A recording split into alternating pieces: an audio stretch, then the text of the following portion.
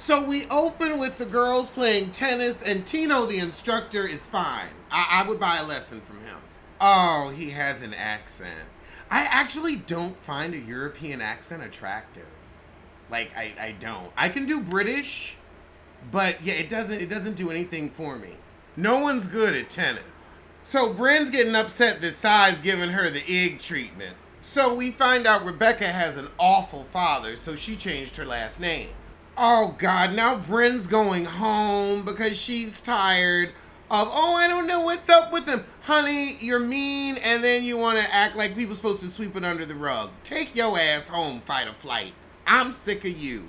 Oh God, Brynn is leaving. I don't know what I did to make them so mad, so now she's whining to Jenna Lyons. Girl, you really gonna let non-plotline having Ubah run your ass out? Girl, boom. Jenna talks Brynn into staying. She wasn't leaving because she wasn't gonna lose her check. I'm leaving, girl, please. And then Jenna gonna let you borrow some jewelry, so you gonna stay. You wasn't going because you can't afford to leave. And Jess will go to the market, but it's the Hamptons market, so yeah, everything's gonna be thrice the price. I do not miss that. But I still do kind of love it. Fire Island is the same way, but Fire Island, you just bring your food. Jessel, however, wants a baby, and she's paying $7,000 a month to house embryos. Okay, they have MONEY. They richity rich. I see why she married his Dory-looking ass. But I'm gonna need this show to get interesting at some point. I've been chopping tomatoes and getting ready to make some stuffed shells. That's been more entertaining than this. Like, we're still building on episode 4. So we're gonna try the White Castle burgers that they have at Trader Joe's and see if they any decent. However, back at the show, Brynn's going to take a nap and she'll put on Jenna's jewelry later.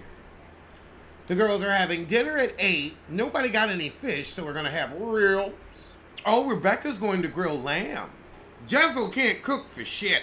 I do love Raquel grilling in this fur, though. She's amazing. She's got the cool factor, but is there enough story there?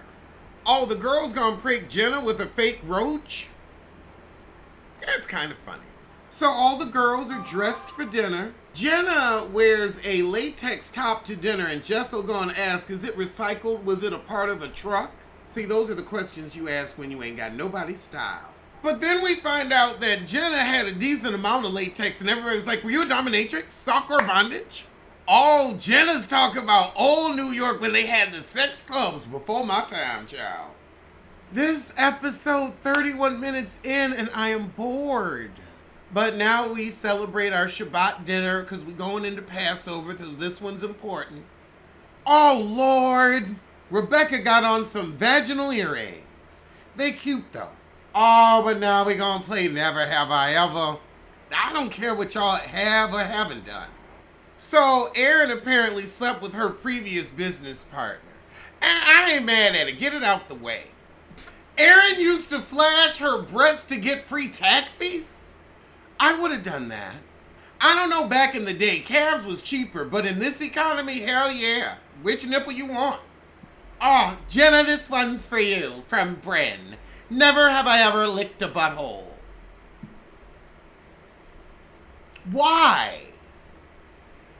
Let's save anus till after hors d'oeuvres. Y'all still eating? Erin said, I maybe would lick a woman's asshole, but not a man. That means your husband don't wash. Jessel said, what about if she steamed it with a yoni pot first? Bleached it, made it all pretty. But now it's time for the prank. This is a fun auntie episode. Is that what it's gonna be?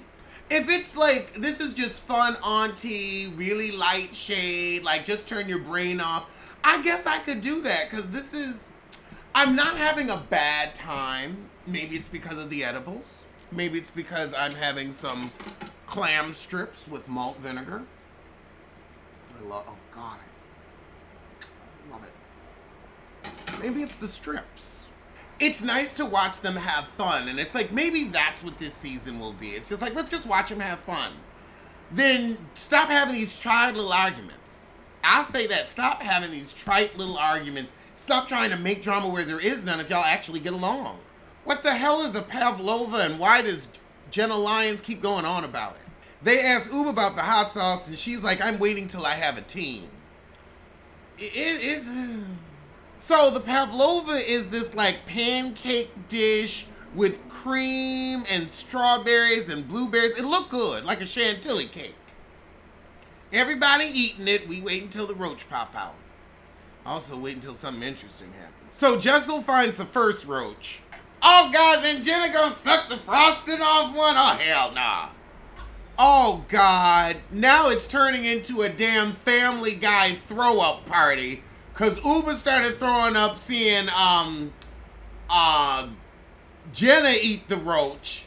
Then that caused Sai to start throwing up. Now everybody throwing up. Oh Lord. A hot ass mess. This is what Bravo is giving us, literal vomit. Vomit? Yeah, everybody having a good time. It is nice to see the ladies getting along. We did need to get a little healing, a little levity.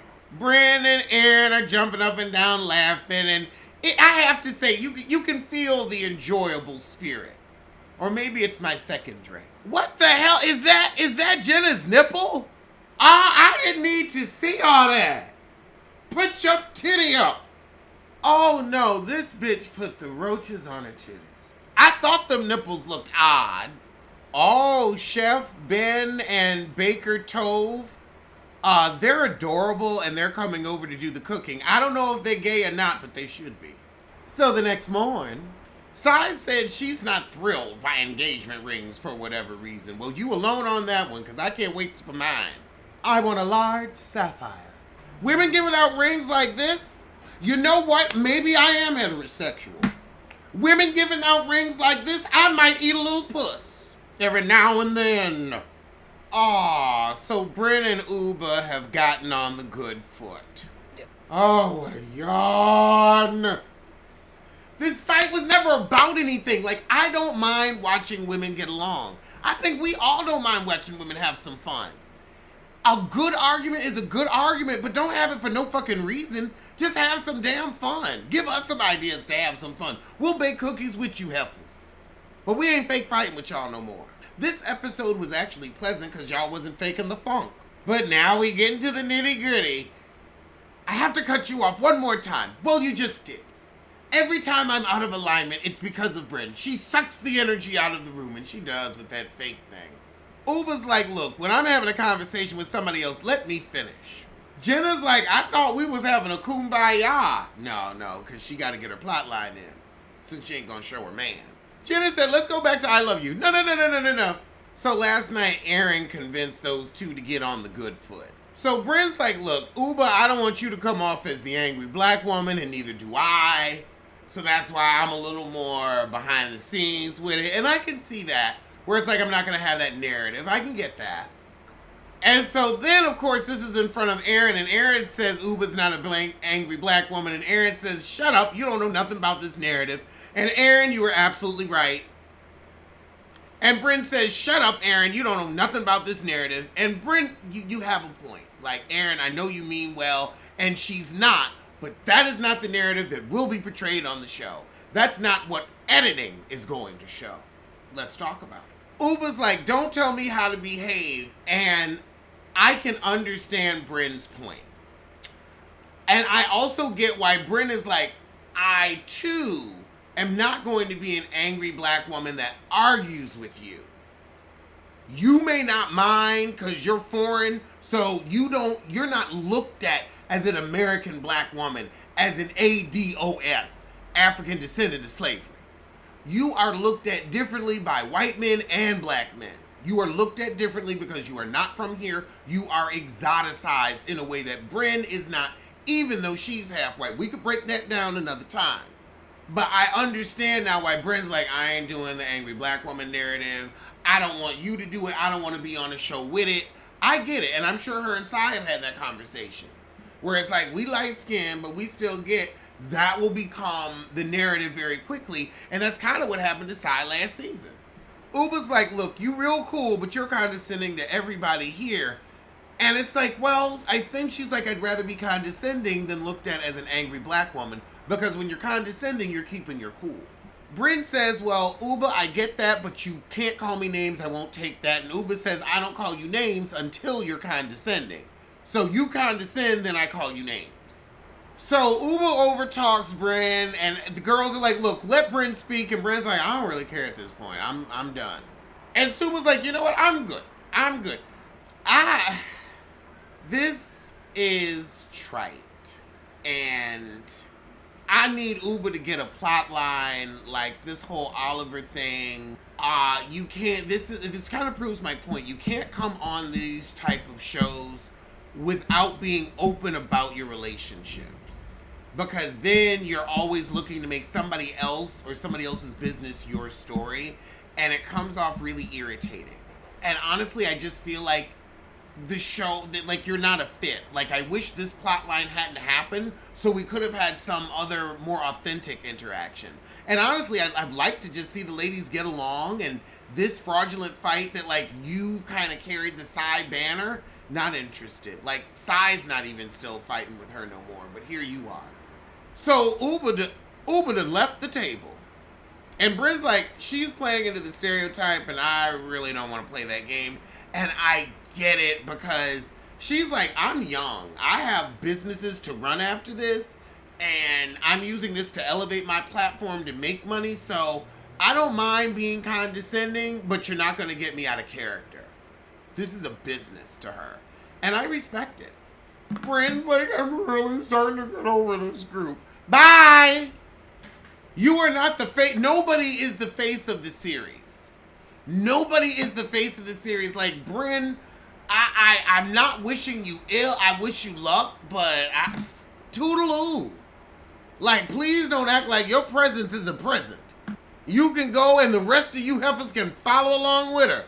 Don't let the doorknob hit you with a good Lord. And everyone's going to stop this bullshit. The bullshit is honestly you putting 30 on 9. Is you putting 30 on 2. Like, this isn't a real fight. Everybody is coming off so inauthentic. This is boo-boo.